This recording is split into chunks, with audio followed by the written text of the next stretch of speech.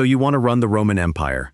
First requirement, you need roughly 130,000 talents of silver a year in tax revenue, just to keep the machine running. And if you think that number sounds abstract, here's the concrete version. By the 2nd century AD, Rome was administering a tax base of roughly 60 million people, spread across 3 continents, and the empire's entire fiscal survival depended on grain arriving from one single province, Egypt, on a predictable shipping schedule every single year. Miss that shipment by more than a few weeks, and the city of Rome itself starts to starve. Welcome to the largest and longest-running economic operation in ancient history, one that eventually cracked not from a single invasion, but from a currency collapse it never saw coming.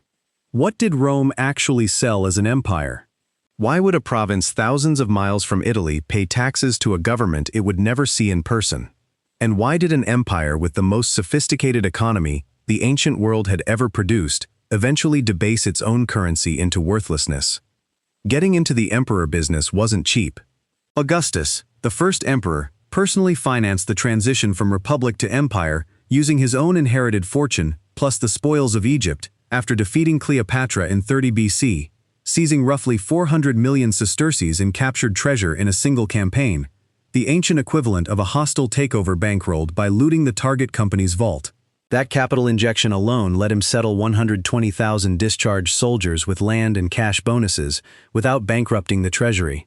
Running the empire day to day required a standing army of roughly 300,000 to 400,000 soldiers at any given time, each legionary paid around 225 denarii a year under Augustus, meaning military payroll alone consumed somewhere between 40% and 50% of total imperial revenue in most centuries.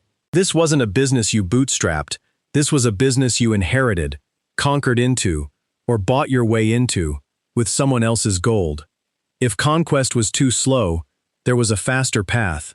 Buy the throne outright. In 193 AD, after the Emperor Pertinax was murdered by his own Praetorian Guard just 87 days into his reign, the Guard did something almost too on the nose for a video about economics. They auctioned the entire empire to the highest bidder. A wealthy senator named Didius Julianus won with a bid of 25,000 sesterces per soldier, roughly 250 million sesterces total, becoming emperor by literally outbidding a rival candidate in real time. He lasted 66 days before being executed. Funny coincidence how often buying the throne and losing your head showed up in the same sentence in Roman history. Compare that to how the eastern half of the empire ran its economics.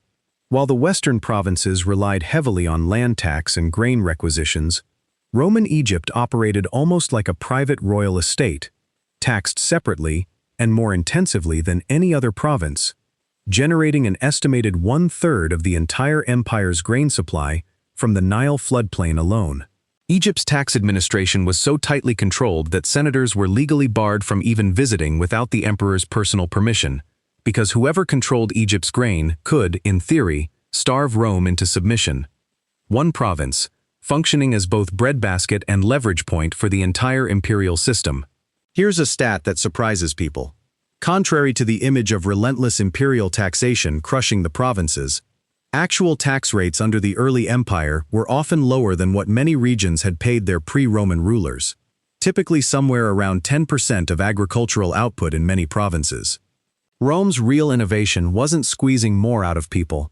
It was standardizing collection, cutting out corrupt middlemen, and reinvesting a portion into roads, aqueducts, and legal infrastructure that actually raised productivity.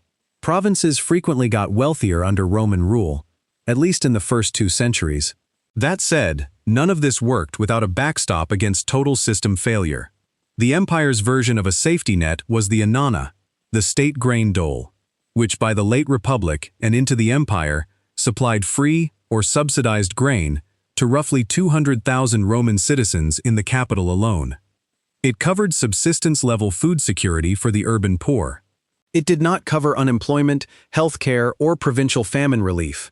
If your province had a bad harvest and you weren't inside Rome's city walls, you were largely on your own, which is exactly why regional famines could still kill tens of thousands even while the capital stayed fed.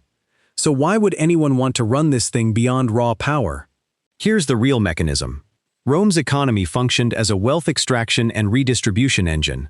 pulling resources from conquered provinces and recycling them through military pay, infrastructure, and urban subsidies in ways that kept both the army and the capital loyal simultaneously. Conquest wasn't just glory. It was quarterly earnings. Each new province meant new tax revenue, new slave labor entering the economy, and new land to distribute to veterans, which is precisely why expansion eventually became fiscally addictive. The empire needed new conquests just to keep servicing the payroll obligations of the last one. Picture it small. A single mid-sized province like Gaul, once conquered, might generate roughly 40 million sesterces a year in tribute and taxes. Subtract the cost of garrisoning it, maybe 10 million sesterces annually, for a legion or two stationed there, and Rome nets 30 million sesterces a year in pure surplus from one region, indefinitely, as long as it stays pacified. Now scale that up. By the height of the empire under Trajan, around 115 AD, Rome controlled roughly 40 provinces, generating a combined annual revenue, estimated by historians, at somewhere between 800 million and 1 billion sesterces. Total military expenditure across the empire likely consumed 400 to 500 million of that, leaving several hundred million sesterces a year for infrastructure, administration, and the imperial court. That's not a kingdom. That's a multinational conglomerate with its own currency, its own army, and shareholders who executed each other regularly. There's a second revenue stream just as important as taxation: state-controlled resource monopolies. Rome directly owned or tightly licensed silver and gold mines across Spain, most notably at Las Medullas, which at peak production is estimated to have yielded around 20,000 Roman pounds of gold annually, using a hydraulic mining technique called ruina montium that literally blasted mountainsides apart with water pressure. Here's the sponsor break, because if an empire built entirely on controlling access to sensitive resources sounds intense, imagine how casually data brokers today are trading your personal information without a Praetorian guard to stop them. That's what Incogni exists to fix, automatically contacting data brokers on your behalf and forcing them to delete your data before it gets sold again. Use the link in the description for 55% off an annual plan. Back to Roman gold.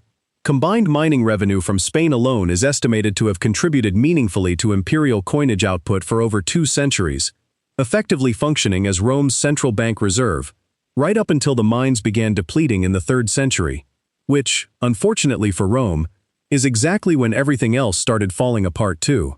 Now the scandal. In 33 AD, Rome experienced what historians consider its first documented banking and credit crisis, later dubbed by modern economists as a debt liquidity crunch. Emperor Tiberius had enforced an old law requiring a portion of every loan to be secured by Italian land, causing lenders to call in loans en masse to comply, draining cash from circulation and crashing property values almost overnight. The Senator Publius Spinther defaulted publicly. Interest rates, normally around 4% to 6%, reportedly spiked as high as 12%. Tiberius eventually intervened with an emergency 100 million sesterces interest-free loan fund to stabilize the market, an ancient bailout, essentially. Nobody went to prison.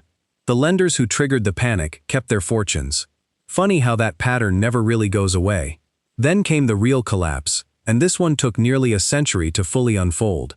Starting under Emperor Nero around 64 AD, Rome began debasing its silver denarius, cutting silver content from close to 100% purity down toward 90%, a seemingly small accounting trick to stretch the treasury further without technically raising taxes. Subsequent emperors kept doing it.